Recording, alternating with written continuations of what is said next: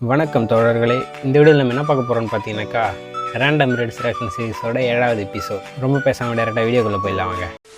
Movie scene, serial scene. அந்த பெட்டி நாய்களோட சேர்ந்துக்கிட்டு என்ன வேணாலும் பேசுறியா? ஏன்பா நான் கேட்குறேன், நாளைக்கே உங்களுக்கு ஏதாவது ஒன்று ஆச்சுன்னா இவன் கிட்ட ஆபரேஷன் பண்ணிப்பீங்களா?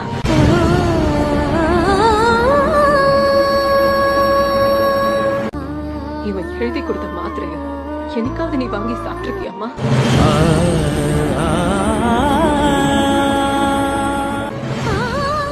தொடரும். சீரியலில் கூட ட்விஸ்ட் அண்ட் டர்ன்ஸ்லாம் இருக்குண்டா. ஆனால் படத்தில் ஒரு மண்ணும் இல்லை. சத்தியமாக இது எனக்கு தேட்டரில் போய் ஒஸ்ட்டே எக்ஸ்பீரியன்ஸ் பண்ணது இந்தியன் 2 படம் தான். அதுவும் ஃபஸ்ட் டே. அதுவும் கத்துவானுங்கன்னு பார்த்தா எதுக்குமே கத்த மாட்டேங்கிறானுங்க. சத்தமும் இல்லை, இப்படி சப்புன்னு இருந்துச்சு படம். ஒரு எக்ஸ்பிளனேஷன் மட்டும்தான் இருக்கே தவிர படத்தில் வேறு எதுவுமே கிடையாது. 3 மணி நேரம் எப்படா ஏஞ்சி போகலான்ற மாதிரி தான் இருந்துச்சு. இதில் ஆண்டவர்கிட்ட கேட்டாக்கா என்ன சொல்லுவார், இந்தியன் 3 நல்லா இருந்துச்சு, அதனால தான் நான் இந்தியன் 2க்கே ஒத்துக்கிட்டேன். அப்போ இந்தியன் 2 காசு கொடுத்து போனவங்களாம் என்ன இழிச்சவாயா, அப்போ என் காசு திருப்பி கொடு. நல்லாவே இருக்க மாட்டேன். அந்த படத்தை பற்றி ரிவ்யூ சொல்கிறல கூட எதுவுமே இல்லையடா அந்த படத்தில்.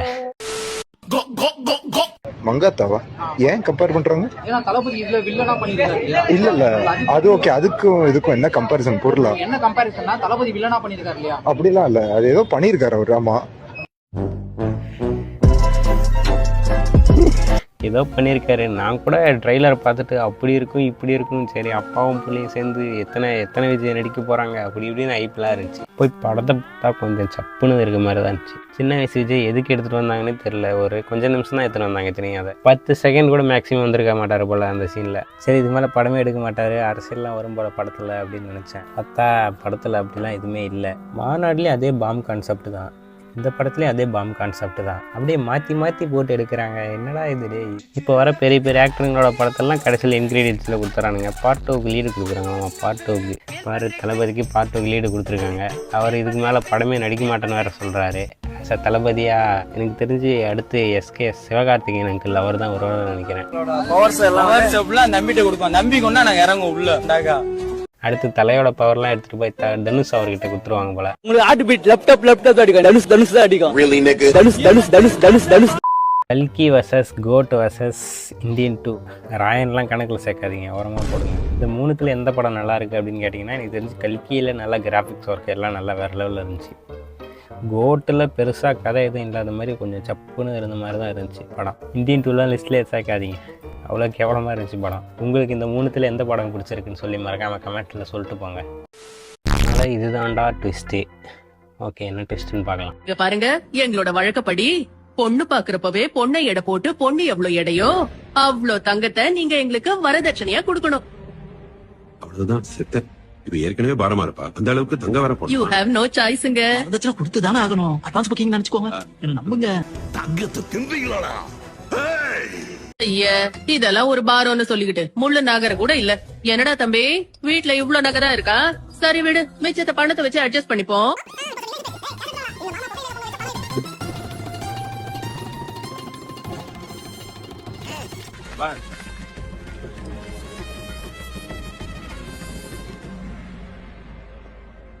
டான்ஸே சார் மொத்தத்தையும் சீஸ் பண்ணி சீல் போடுங்க. நான் ஸ்டாம்ப் போட்டு சைன் பண்றேன். Okay sir. We are from income tax department.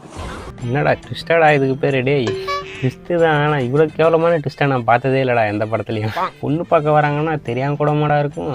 Income டேக்ஸ்லேருந்து திடீர்னு வராங்களா, ஏதோ ஒரு மாப்பிள்ளையை கூப்பிட்டு வந்து உட்கார வச்சா கூட உட்கார வச்சுருவாங்க போல. இது எல்லாத்தையும் கொடுத்து தெலுங்கு படம் பார்க்க போகிறோன்னாவே மூளையை கட்டி கவுண்டரில் வச்சுட்டு தான் பார்க்க போனோம் போல.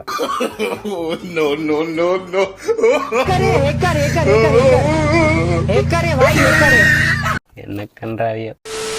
அமேசிங்.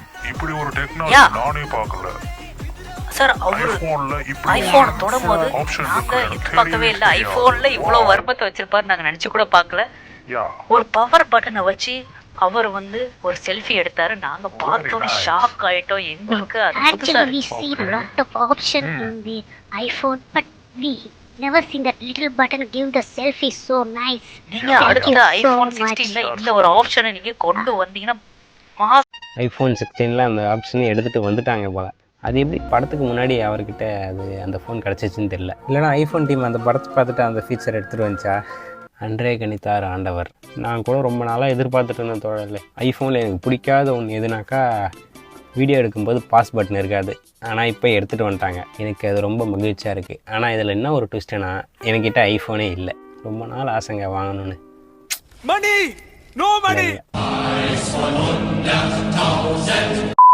ஐஃபோனில் ஒருத்தன் வீடியோ ஒன்று பார்த்தேன்.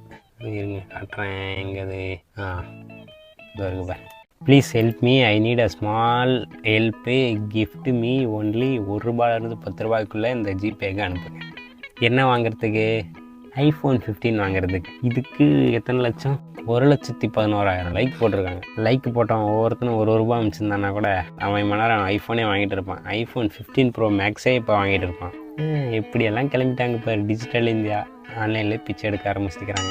கமெண்ட்ஸை பார்த்தா ஏகப்பட்டது கலெக்ஷன் ஆகிருக்கும் போலையே. நம்மளும் ஆரம்பிச்சிடலாமா? உங்களை மற்றொரு காணொலியில் சந்திக்கும் வரை உங்களிடமிருந்து விடைபெறுவது just Sai. Until then good bye.